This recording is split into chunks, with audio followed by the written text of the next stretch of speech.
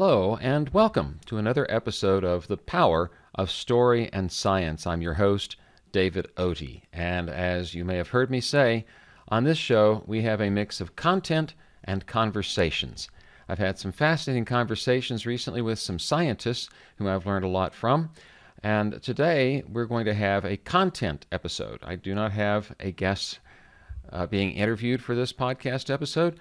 Rather, I've got some conversations I've had recently that have been running around in my mind, and I decided that rather than try to capture those individuals and get them on the program, I try to capture my thoughts and see what it is that's going to be beneficial for you, my listening and viewing audience, those fans of the power of story and science. By the way, thank you for recently helping me pass the 1,000 download mark on Podbean. I do hope that if this is something that if this is content that you take in regularly, I would love to hear from you. I'd love to have any comments that you might leave on the program, or of course you can always reach out to me directly. One way to do that is to go to the home page of this program, which you can get to by simply typing into your search bar or your browser window storyandscience.com.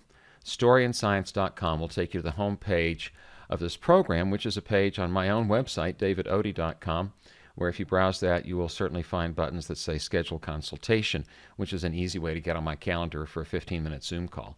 Why would you want to do that? Well, after you hear what I have to say today, you might. So we'll bring that information back later. I was talking recently with Craig Valentine, who has been on this show before. He is a mentor of mine in the speaking business. He's well known among a lot of speakers. He was the world champion of public speaking at one time and has had a successful career as a speaker and speaking coach. Now, he doesn't have a technical background as I have. As you may have heard me say in other programs, I was in broadcast engineering for about 25 years. I have a degree in physics, although a bachelor's degree. I do not claim to be a practicing scientist. I do not have a PhD. That's why in my signature I always put David P. Otey, M.A., MBA. And it's not because yes, I am proud of those degrees, but it's because I deal with a lot of people who are PhDs. And I just want to be clear that I respect that title and do not claim it. I am not a scientist, but I spend a lot of time around scientists. I do that because occasionally I get emails that are addressed to Dr. Otey. But to get back to Craig Valentine, he's been on this show before, and if you have not heard that episode, I encourage you to browse through the episodes when you go to storyandscience.com and find the episode with Craig Valentine, because it was a fascinating and pleasant conversation. I always enjoy talking with Craig. But when I was talking with him recently, we were having a discussion about you, my target audience, people who I believe would like to improve the skill with which you deliver your technical information to audiences, both technical and non-technical. That is, if you are a scientist, an engineer, a project manager, an IT specialist, anyone who works in a largely quantitative or analytical field, perhaps a medical field, and you are called upon to give presentations, whether to colleagues, to peers outside your own organization, other scientists, engineers, etc., or to members of the public. There's always something riding on those presentations. Now, I like to help people give better presentations. That's what I do. That's one reason for this podcast. It's a reason I have pursued training in coaching of speakers, which is something I've turned to Craig Valentine for. It is why I enjoy something that is coming up that I will be presenting to a scientific association. I recorded a video program for them recently and will be also appearing live at their annual meeting. That's the American Association of Pharmaceutical Scientists. Some of their members have been guests on this podcast. It's why I do what I do, because I believe that there is a need for people to give technical presentations to be able to tell the story of their work so that they engage with their audiences and actual information transfer can take place. So the conversation that Craig Valentine and I were having centered on this question. how many people who give such presentations, who could benefit from coaching or from an online course I've developed or from hearing me present, actually know that they could be better? What's the pain point? What is wrong with continuing to give presentations the way you've been giving them? The way other scientists or engineers or other technical professionals that you know have been giving presentations. You see, I think the bar is set a little low, quite honestly. I believe there are a lot of technical experts out there, and I'll just use that as the umbrella term for the group of people I'm talking about. I believe there are a lot of technical experts who go and give presentations who don't realize how much better they could be on the stage, on the platform, in the front of the room, or even on Zoom.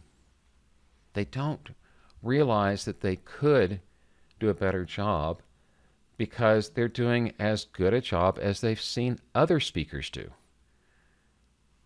In other words, the bar has not been placed very high for them, to go back to that analogy, so why make the effort to go higher? This episode is my attempt to answer that question. Why make the effort? So what I'll be doing is addressing results. What are the results that you are currently not getting from your technical presentations that you could be getting? And when you stop and think about what results you could be getting if you gave better presentations, then I think you might understand why I reach out to you and other members of this audience with the options that I do for ways of getting better, whether they're ideas you pick up from this podcast or other ways of engaging with me. What is at stake? What is at stake when a technical expert gives a presentation without the coaching, without the learning, experiential or otherwise, that could help them give a much better presentation? And what do we mean by a better presentation anyway? Picture this. You are scheduled to give a presentation at a conference. We'll go back to the very first time I gave a presentation at a conference. I was an engineer at Austin's public television station. I believe this may have been shortly after I was promoted to chief engineer, although I could be wrong about that. Time has gone by. I submitted a paper to the committee that was selecting presentations for the Society of Broadcast Engineers National Engineering Convention, which was being held that year in Houston. If one of my SBE friends wants to figure out when we held that convention in Houston and let me know, that would be useful information. I prepared a paper that I'm proud of to this day that was on some very cutting-edge technology for that time in the, I believe, early 1990s, or late 1980s, early 1990s, that our audio engineers at KLRU had developed. This was before audio mixing consoles were all routinely computer-based and computerized in their usage so that you could automate mixdown processes. If you don't know what the word mixdown means, don't worry about that. Just go with me. It was automating a step in the process of going from a raw recording to a finished program, like Austin City Limits. These engineers in Austin had created an automated workflow by integrating their Mac computer with their Neve audio console, and it was very cutting edge. And I wrote a paper about this because they explained to me how it worked, and once I understood it, I said, I've got to write this down so other people can learn from it. That was accepted by the society, and they invited me to come to Houston and present this. So far, so good, right? I'm excited. My audio engineers were excited that I was going to be touting their work. SBE was pleased to have content to deliver at this conference. And then I got there, and I didn't know anything about how to deliver a technical presentation well. I mean, I had some instincts. Yes, I've been through speech classes. I was a communications major before I went into broadcast engineering. I had an idea what I was doing, but no one had set the bar for me. No one looked at my content and said, David, do you know how much better this would be if you did this, if you told the story of this work? No one coached me on it because I didn't turn to anyone for coaching. I summarized some points from the paper. I put some points up on the screen using the projector, and I bored that audience, I'm sure. There were a few people who were probably quite interested in it, and others who were probably in the room marking time until they could see some other presentation. The point is, I didn't know how bad I was. Or, to put it another way, I didn't know how much better I could be than I was in that moment. Now, 30 years later, when I give presentations, even if, well, in the case of virtual presentations, for example, I've had hundreds of people attend webinars. I have had people turned away from rooms that I was presenting in because they were getting too crowded with the standing room only crowd at another scientific conference. 2 years in a row at that conference, I've had standing room only crowds. What made the difference between boring my audience to tears and having people wanting to come back and hear me speak again? It's what I've learned along the way. What have I learned? Mostly, I've learned how much more my audience could expect from me than what I was giving them. So that's why today, one of the things that I go on about, teach about, exhort speakers about, is understanding the needs of your audience. Your information may be wonderful information. I had great information about that system for automating what those audio engineers were doing. And I thought I had the right audience for that information. But I was up there because of my need to present information. You see? And what I've learned since then is it's got to be about what the audience needs, not about what I need to do as a presenter. You've got to start with an understanding of what your audience needs from you. Your information goes nowhere if you don't meet the needs of your audience. Or, as my good friend who likes to wax poetic said earlier to me today, he said, let me see if I can pull that up here real quick. You can't take the lead if you don't meet the need. You can thank Craig Valentine for that. He's very good at making a poetic or rhythmic statement out of one of my points in my speeches. You can't take the lead if you don't meet the need. Well, what does it mean to take the lead? What results could you, as a technical expert, expect to gain from being able to give better presentations than you currently do? Here's a list. Here's things I believe you could expect to see happen if you decided to raise the bar. If you decided that what you have seen modeled for you so far in the way of technical presentations isn't good enough for you. You're going to aim higher.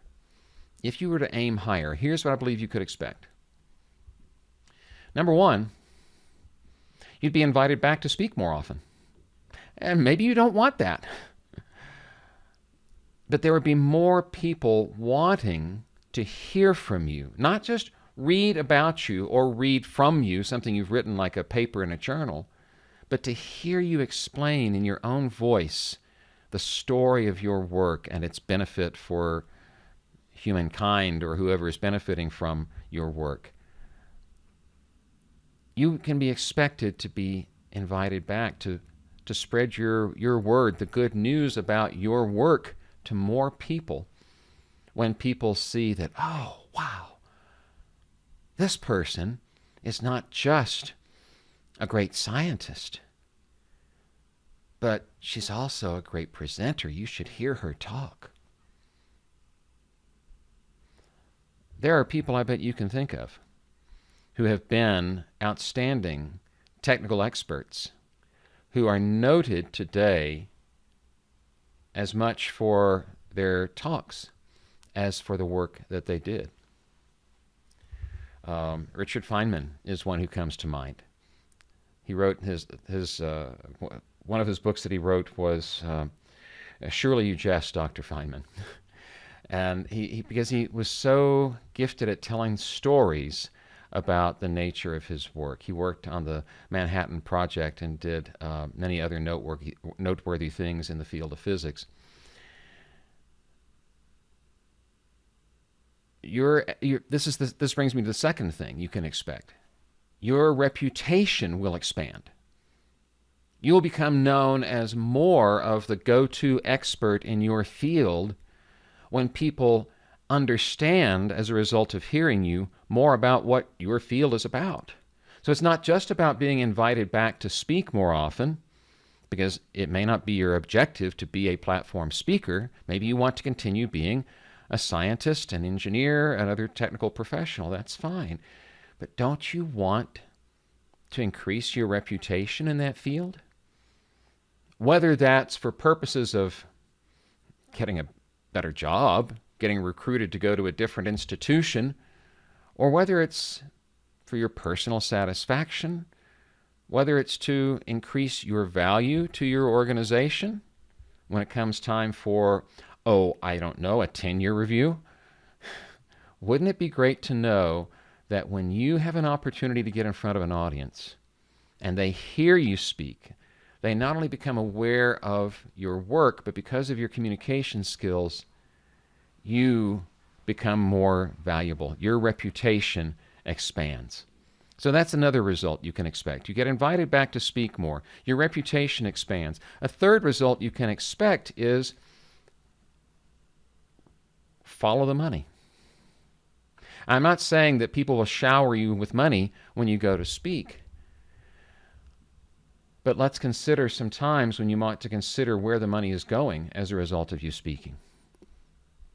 Last year, I gave a presentation to a large webinar audience, courtesy of the Alan Alda Association for Communicating Science. Alan Alda Center for Communicating Science at Stony Brook University in New York.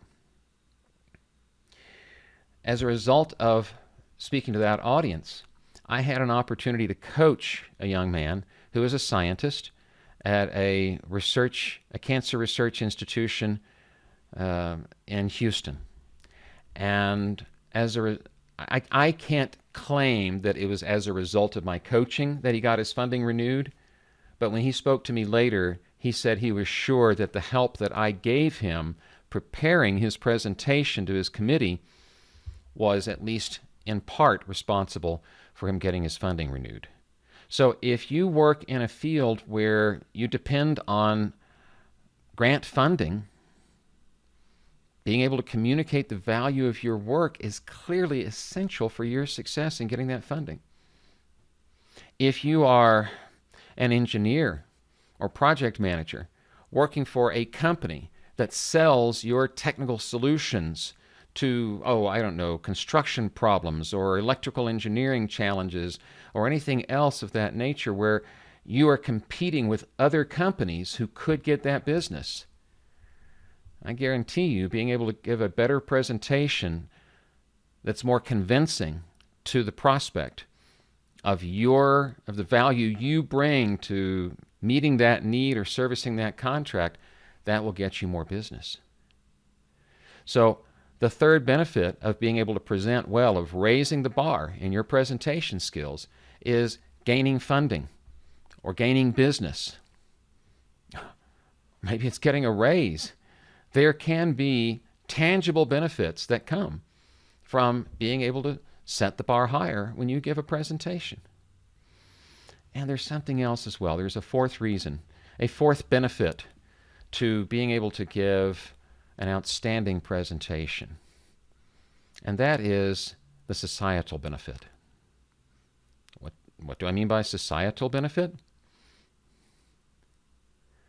when you are persuasive in presenting your findings, let's say, your research findings. You can influence the public conversation, in some cases about difficult to comprehend subjects like human-caused climate change, or like the spread of a pandemic disease and the tools we have for stopping that spread. One need not look very far today to see evidence in the media and in conversations you have with people you know, evidence of skepticism of what scientists have to say. If you are a scientist, don't you want to be persuasive to the general public? So that's the societal benefit. People in general will benefit when they can understand your work better. So that's 4 things to keep in mind. 4 benefits from that I can think of, and perhaps you can think of others. 4 benefits of being able to raise the bar when it comes to the standard you strive for in giving a presentation about your work. You get invited back more often to speak. Your reputation expands. Money can flow where it needs to flow.